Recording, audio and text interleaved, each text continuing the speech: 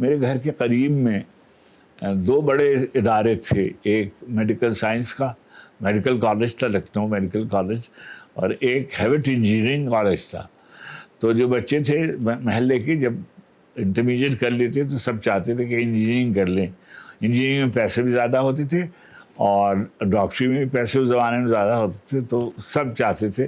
میں نہیں چاہتا تھا یہ، اور میں یہ چاہتا تھا کہ میں جب بڑا ہو جاؤں گا تو میں استاد بنوں گا، میں لیکچرر بنوں گا. یہ جو میں جوبلی اسکول میں پڑھتا ہوں، تو جب میں بڑا ہو جاؤں گا تو میں اس کا ہیڈ ماسٹر ہو جاؤں گا. اور ہمیشہ میں یہ سوچتا تھا کہ جو ہمارے پرنسپل تھے شریدھر سنگھ نام تھا ان کا، تو جب میں یہ دیکھتا تھا کہ جب وہ آتے ہیں تو جب اپنے کمرے کی طرف جاتے ہیں تو سب لوگ دو رویا ان کا احترام کر رہے ہوتے ہیں، اور ایک نائب قاصد جو ہے وہ چیخ جو ہے وہ اٹھاتا ہے، اور پھر وہ اندر جاتے ہیں. تھے تو وہ ٹھاکر اور یعنی ہندو تھے، مگر بہت روبداب والے، اور شیروانی اور چوڑی دار پاجامہ پہنتے تھے اور ٹوپی لگاتے تھے. اور وہ سال میں 3-4 دفعہ زیادہ میں نے ان کو کالج میں اسکول میں آتے جاتے نہیں دیکھا. بس وہ آتے تھے، وہیں اپنے کمرے میں گئے اور وہیں سے گھر چلے گئے. کوئی دورے اور نہیں کرتے تھے کلاسوں کے. کبھی جو بڑے دن ہوتے ہیں ان میں وہ کبھی نکل کر آتے تو ان کا ایک وقار، اور ہم یہ کہہ دیا ہم بڑے ہوں گے تب ہم پرنسپل اس کالج کے یہ ہیڈ ماسٹر ہو جائیں گے. اچھا.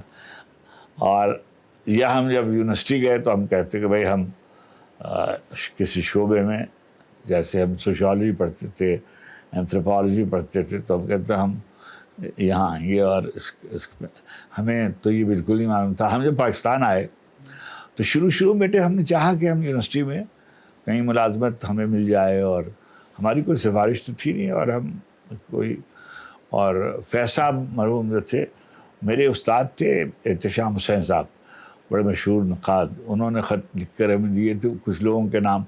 اس میں فیض صاحب بھی تھے. تو فیض صاحب عبداللہ ہارون کالج کے پرنسپل تھے اس زمانے میں. تو ان کے یہاں سوشالوجی کا ڈسپلن ہی نہیں تھا، تو وہ تو ٹیچر مجھے بنا نہیں سکتے. تو بیچارے ایک 2 جگہ وہ تو بالکل کاہل آدمی تھے بہت ہی. تو انہوں نے 2-1 لوگوں کو کہا، مگر میرا نہیں ہوا.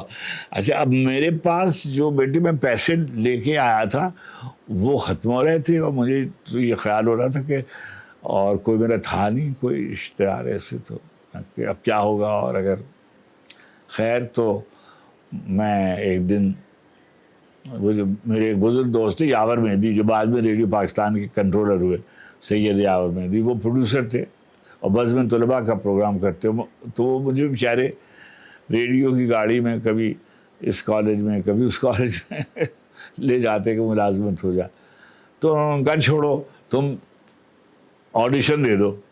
وہ میں نے آڈیشن دیا، اور خیر لمبا قصہ ہے وہ. میں آڈیشن میں کسی صورت سے دھکا دے کر انہوں نے مجھے پاس کرا دیا، اور میں خبریں پڑھنے لگا.